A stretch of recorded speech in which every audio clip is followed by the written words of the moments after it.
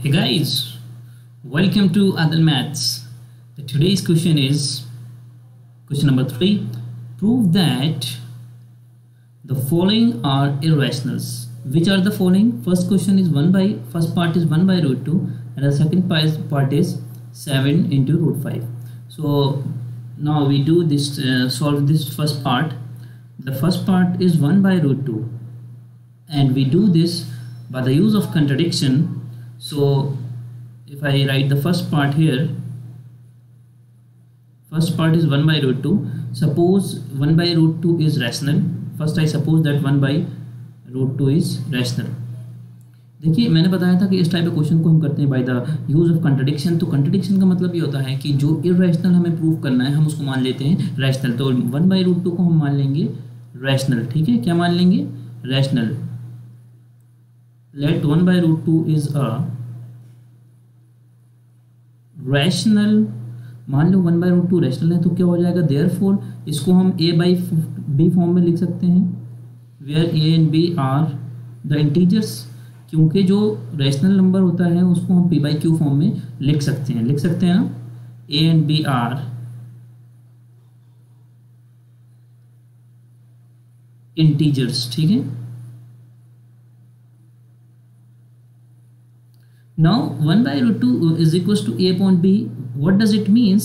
It means that b is equals to root 2 times into a.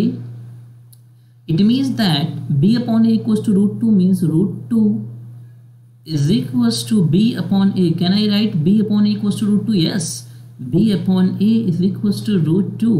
What does it means? It means that root 2 can be represented as p by q form where p and q are integers and here यहाँ पर जो मानना था हमने b a upon b are integers और यहाँ एक condition और होती है कि b does not equals to 0. ये तो आपको पता होना ही चाहिए. ठीक है. तो देखिए root 2 is equals to b upon a आ गया. What does it mean? It means that root 2 is rational, means it is represented as the form of p by q. So therefore root 2 is rational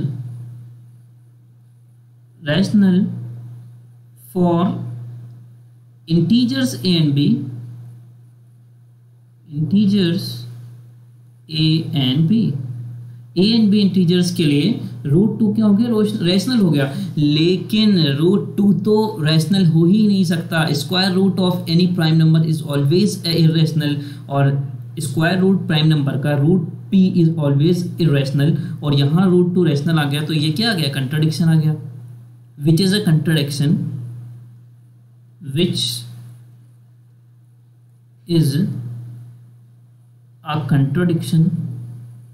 ये क्या आ गया? Contradiction आ गया. Which is a contradiction. सो क्या लिख देंगे हम? 1 upon root 2 is 1 upon root 2 is irrational. ठीक है, जो हमें प्रूफ करना था वो हम लिख देंगे इररेशनल. ठीक है. देखिए सिमिलरली क्वेश्चन नंबर 2 जो था, पार्ट 2 जो था वो क्या था? 7 रूट 5. तो मैं मानूंगा कि 7 रूट 5 रैशनल है. ठीक है. तो लेट इस टाइप के क्वेश्चन को हम by the use of contradiction ही करते हैं. मतलब कंट्राडिक्शन का मतलब ये होता है कि जो हमें प्रूफ करना होता है हम उसका अपोजिट लेट कर लेते हैं. तो let 7 root 5 is equals to a upon b. ठीक है. मतलब कि मैंने 7 रूट 5 को रैशनल सपोज कर लिया है. a and b are integers. ठीक है. a and b are integers और b does not equals to 0 हो गया. इतना समझ में आ रहा है आपको? अब क्या करेंगे यहाँ से? देखिए 7 इंटू रूट 5. देयरफॉर अगले स्टेप में क्या आएगा? इसको अगर हम फर्दर सॉल्व करें 7 into root 5 into b, 7 root 5 into b is equals to क्या आ जाएगा? a के बराबर. और रूट 5 यहाँ पर क्या आ जाएगा? इस टाइप के क्वेश्चंस में हम लोग कंट्राडिक्शन जो लाएंगे ना वो यही लाएंगे कि रूट 5 रूट 2 ये सब क्या हम प्रूफ कर देंगे? रैशनल. जबकि ये होते क्या है? इरेशनल. और वही कंट्राडिक्शन आ जाएगा. तो इस क्वेश्चन में मैंने ये स्टेप लिखा.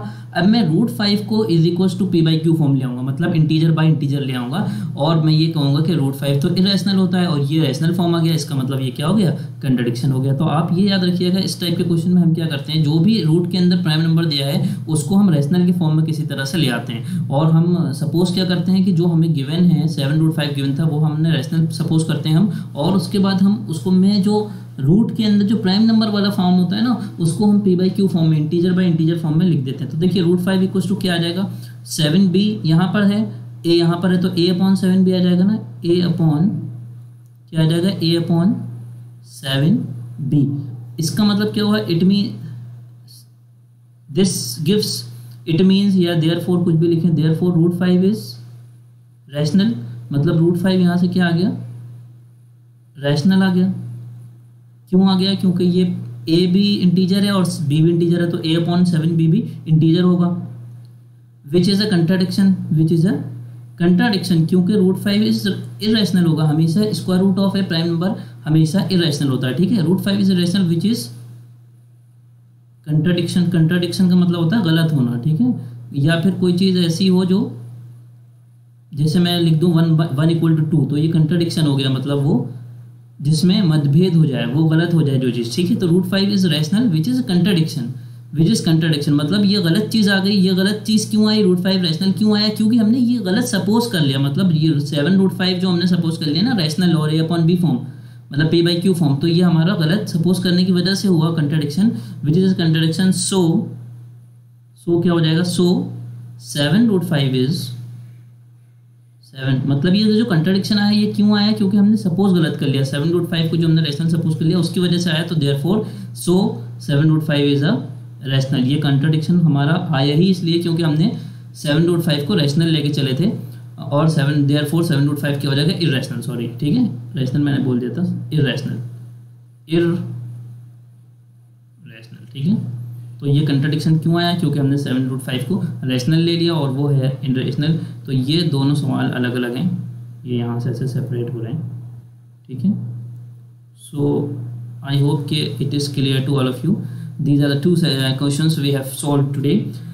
If you like this video, please subscribe my YouTube channel, Adil Maths. Thank you.